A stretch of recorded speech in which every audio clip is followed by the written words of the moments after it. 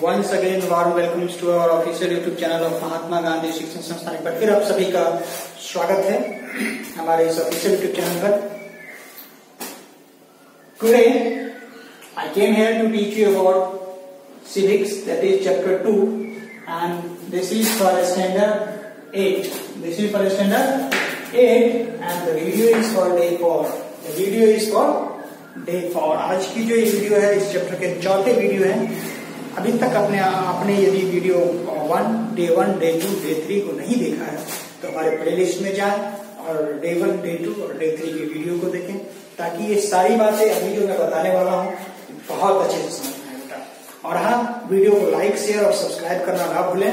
Video को like करें, share करें और सब्सक्राइब बटन के बगल में बेल आइकन होगी, उसे आप प्रेस कर लें ताकि हम टाइम टू टाइम हमारे सारे वीडियो का नोटिफिकेशन आपको जाता रहे।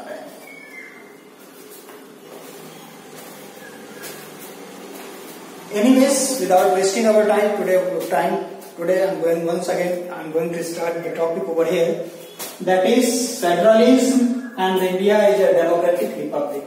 Chapters already आपको पता ही बेटा, civics में chapter 2 the ideals of the constitution is given over here। पूरे वीडियो को देखे, बहुत मजा आने वाला है।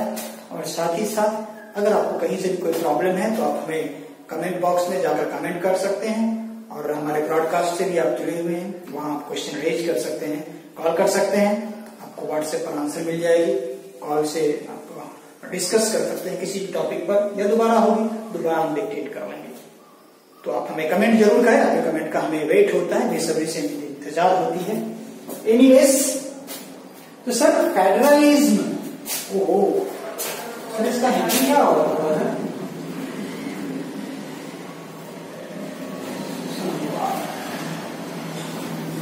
फेडरलिज्म, संघवाद। ये सर फेडरलिज्म है क्या? किस चिड़िया का नाम है? तो सर संघवाद क्या है? एक ऐसा फॉर्म ऑफ गवर्नमेंट है जिसमें पावर शेयर्ड रहता है। अभी तो थोड़ा कम पढ़ रहे हैं आप लोग। Whenever you will go to standard 10, तो फेडरलिज्म का वहां एक चैप्टर ही आपको मिलेगा बेटा। स्टैंडर्ड 10 के सिविक्स में अगर पढ़ेंगे तो स्टैंडर्ड 10 के सिविक्स में वहां आपको एक चैप्टर मिलेगी सिविक्स में, chapter number 2, and it's name is federalism. इसका नाम क्या बेटा? फेडरलिज्म। तो क्लास में जाएंगे तो वहां पढ़ेंगे फेडरलिज्म 10 में। एनीवेज, हम लोग यहाँ जान लेते हैं फेडरलिज्म होता क्या है।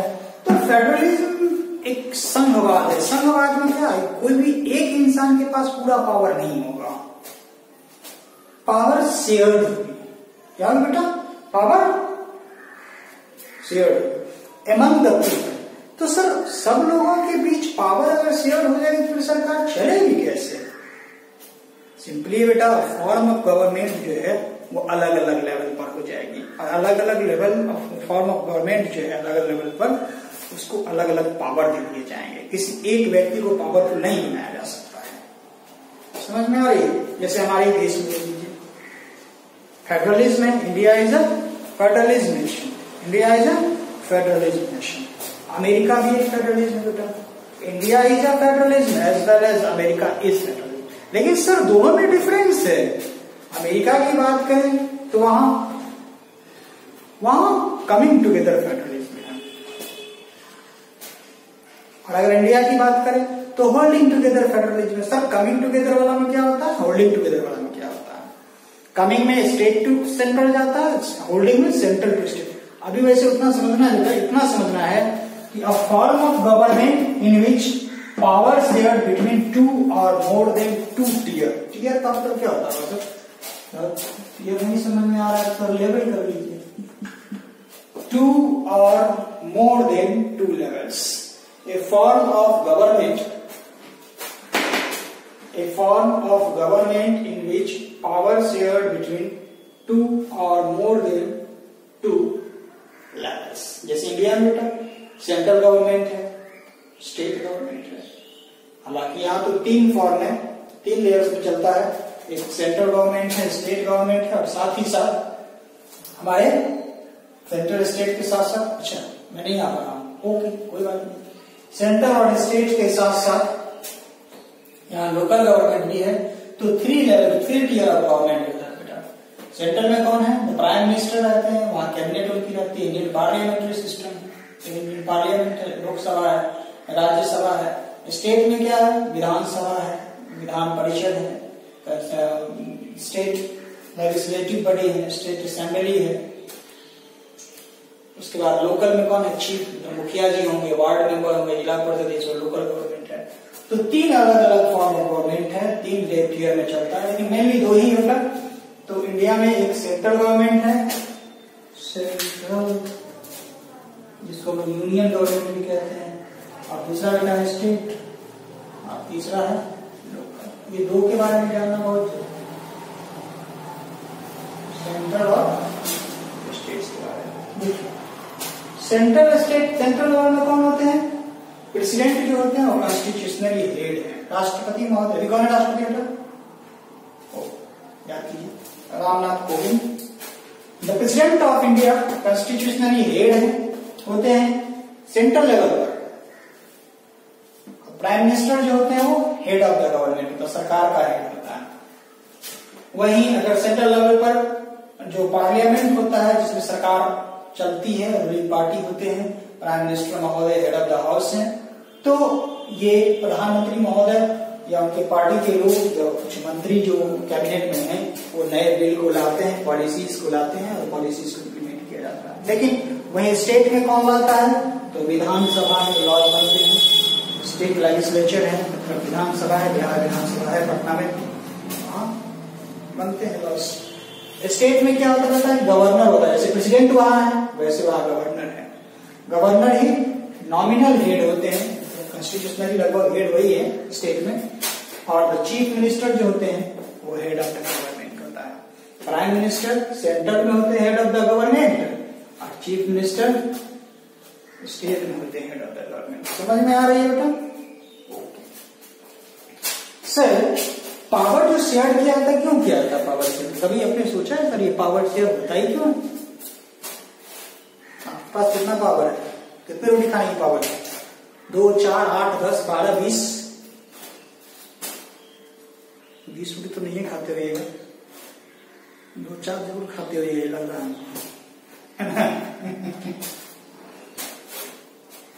एनीवेज सर, आपकी जो पावर है वो शेयर किए जा सकते हैं क्या? आप जो रोटी खाते हैं 5 को, वो 5 रोटी दूसरे को मतलब शेयर कर सकते हैं? पावर, खाने की कैपेसिटी नहीं, खाना शेयर कर सकते हैं, कैपेसिटी कैसे शेयर करेंगे यार? क्या बोल रहे हैं सर? तो पावर जो एनर्जी है वो शेयर किया जाता है। अगर ये शेयर नहीं होगा तो डेमोक्रेसी नहीं होगा बेटा, डेमोक्रेसी समाप्त हो जाएगी। कैसे सर? क्यों सर डेमोक्रेसी कैसे समाप्त हो जाएगी? अपने आप को राजा समझ बैठेगा, जिसको आप चुने हैं वही कल से आप पर राज करना शुरू कर देगा।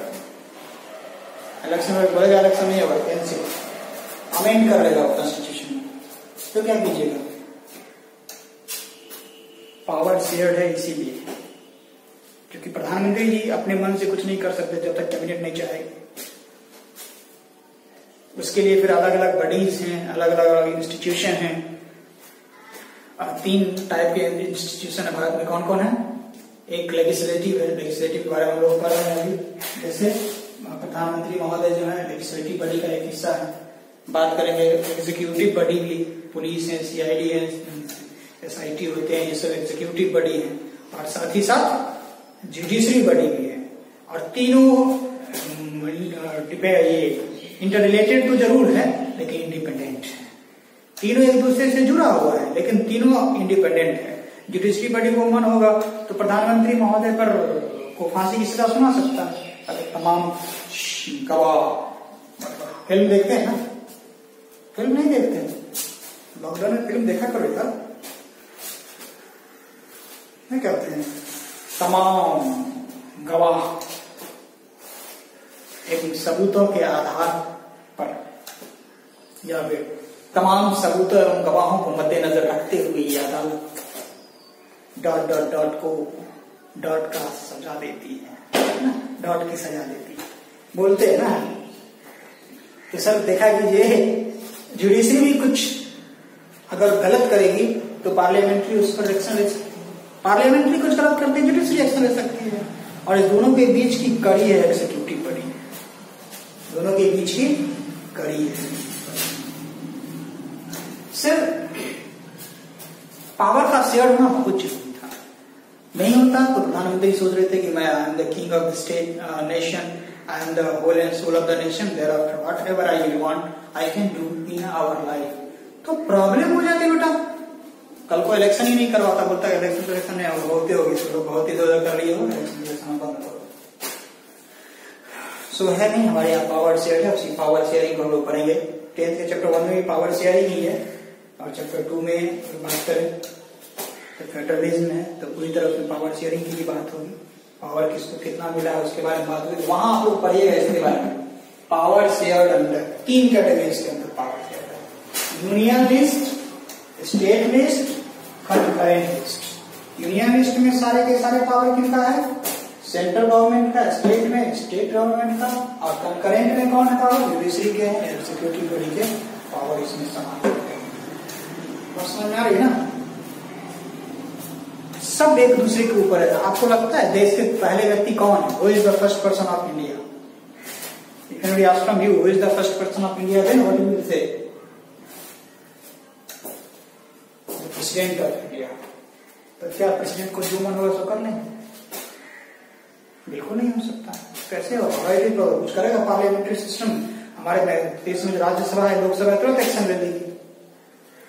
ओके, तो पावर जो शेयर किया गया बेटा वो 3 अलग अलग, under union list, under state list and under concurrent list.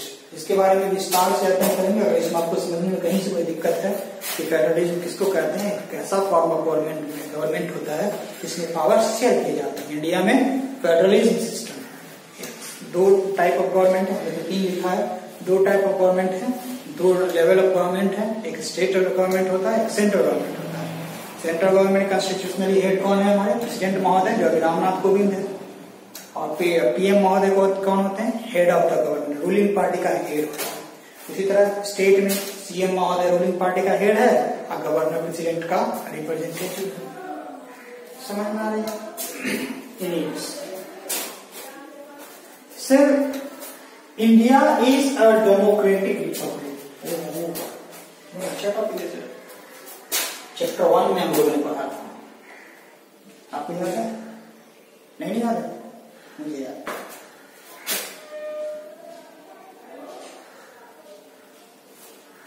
अच्छा, किन को याद नहीं होता है, मैं अगले वीडियो में याद करने का टिप्स बताना चाहता हूं।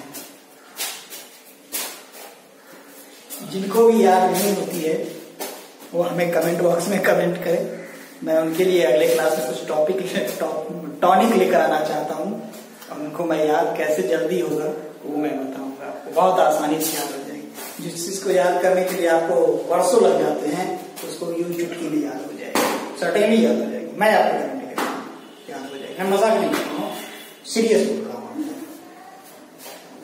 India is a democratic Republic, class में चैप्टर 1 में हम लोगों ने इसको देखा था। इसमें क्या होता है, डेमोक्रेटिक का मतलब पहले बेटा आप जानते हैं, यू आर रीडिंग कि डेमोक्रेटिक क्या होता है, डेमोक्रेसी क्या होता है। वहां हम लोग पढ़े थे a form of government in which it is ruled by the people, for the people and of the people. सिर्फ सिंपली अगर जनता के लिए जनता के द्वारा किया गया शासन प्रणाली हो तो इसी को लोकतंत्र कहेंगे। लोकतंत्र, लोगों का तंत्र, लोक मतलब लोग, तंत्र का मतलब शासन प्रणाली, ruling system, that is called लोकतंत्र। डेमोक्रेसी में पढ़े थे डेमोस खरेटस खरेशिया, डेमोस खरेशियस, है ना, रूल बाय द पीपल। ठीक, इसमें क्या होता है कि चूजन बाय द पीपल, अपने मेंबर को, रिप्रेजेंटेटिव को कौन चुनता है, who choose the common people, यानी यूएएफ जो है, यूनिवर्सल एडल्ट फ्रेंचाइजी सिस्टम जो है। अच्छा सर, लास्ट वीडियो हम लोगों ने पढ़ा था यूनिवर्सल एडल्ट फ्रेंचाइजी के बारे में, याद है? कुछ याद है? नहीं याद है? यही टॉनिक मैं लेकर आऊंगा कि आपको याद कैसे हो, है ना। अभी कहेंगे साजन चले, तुरंत बोलिएगा सस्ता, दिलवाले दुल्हनिया ले जाएंगे। ये कभी याद किए थे इसको? फिर भी याद है, क्यों? यही टिप्स मैं दूंगा, इसको याद करने की कुछ जरूरत नहीं है, बाय डिफॉल्ट बोल लाइक याद। कोई मूवी देख लीजिए, कितना, अरे बाप, रियल लाइफ में वैसा होता अवकाश।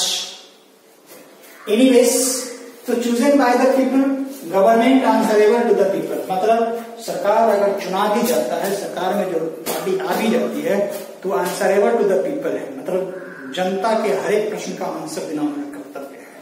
कोई समस्या होती है तो उसका आंसर देना, प्रश्न का, उनके राइट्स के बारे में, उनके ड्यूटीज को बचाना उनका कर्तव्य बन जाता है। ओके, यूएएफ सिस्टम जो है, मतलब यूनिवर्सल एडल्ट फ्रेंचाइजी सिस्टम जो है, किसको कहते हैं?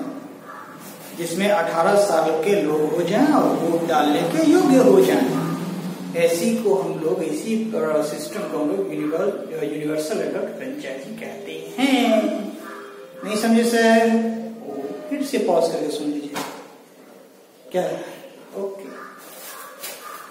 इक्वालिटी टू एवरीवन, सरकार अगर आती है तो सरकार का कर्तव्य ये भी होती है कि बिना रेस, बिना जेंडर, बिना सेक्स, बिना रिलीजन्स, बिना कास्टिज्म किए, बिना रीजन के, बिना एरिया के, सबको एक नजर से देखे, क्या कि we all are Indian, we all are Indian. कोई दिक्कत है बेटा? समझ में आ रही है?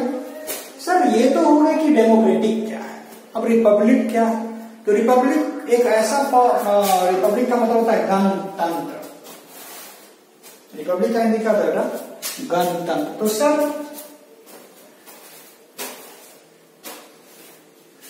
गणतंत्र मतलब क्या होता है बेटा?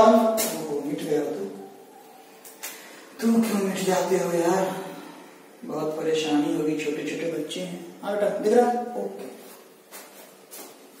The term democracy or republic means that the head of the state shall not be but hereditary head of the government, but will be chosen by the people through the elections। मतलब heredity का मतलब समझते हैं ना, वंशानुगत। अब एक वंश का राजा बन गया, फिर उसका बेटा राजा होगा, फिर उसका बेटा, उसका बड़ा बेटा, उसका पोता, ये चेंज होता है, चेंज होता रहे, रहते तो हेरिडिटरी की तरह, लेकिन चेंज होता है, कीप चेंजिंग गोइंग ऑन रहता है। जैसे हमारे देश में प्रेसिडेंट है,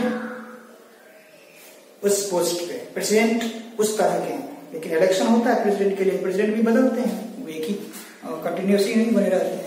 5 साल का टेन्योर है, एक पर्टिकुलर टेन्योर के बाद इलेक्शन होती है, फिर से जीतते हैं तो बनते हैं, अदरवाइज दूसरे श्रीमान आते हैं। ओके, तो हमारे देश इसीलिए एक democratic, India is a democratic Republic. Bharat सिर्फ डेमोक्रेसी ही नहीं है, भारत में सिर्फ डेमोक्रेटिक ही नहीं है, भारत एक रिपब्लिक नेशन भी है जहां प्रेसिडेंट महोदय है। समझ में आई बेटा?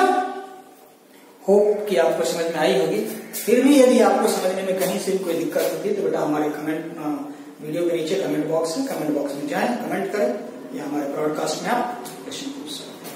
आपसे मिलेंगे अगले वीडियो में इसी चैप्टर के अगले टॉपिक के साथ। तब तक घर रहो, पढ़ते रहो।